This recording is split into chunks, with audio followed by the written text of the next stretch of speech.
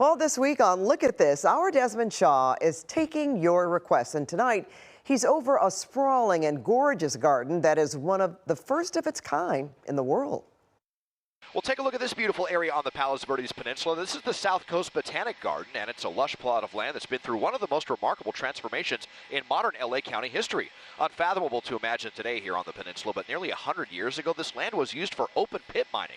Large deposits of valuable diatomaceous earth was found here. That's a substance with a wide variety of important uses, from filtration to insulation and cat litter to toothpaste. The garden's website says from around 1929 to 1956, this was a massive hole in the ground where an estimated 1 million tons of the stuff was extracted. The total land area was around 290 acres. Once the deposits were depleted, the land was sold to LA County. Supervisors had a long-term vision of reclaiming the land, but in the short term, they decided to use it as a sanitary landfill. So the gargantuan hole in the ground was then filled with millions of tons of trash.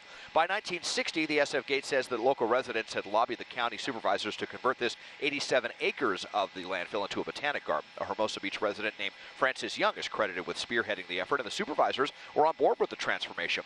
Only a year later, more than 40,000 donated trees, shrubs, and various plants were planted to create the bucolic grounds you see today.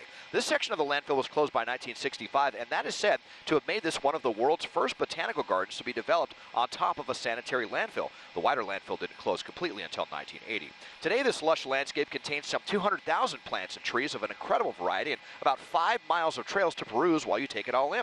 They have a ton of programs and events, and as you can probably tell, it looks like they're getting ready for a big Halloween celebration. And I really love that they have dog-friendly events too, including something coming up called Dogtoberfest, which sounds absolutely adorable.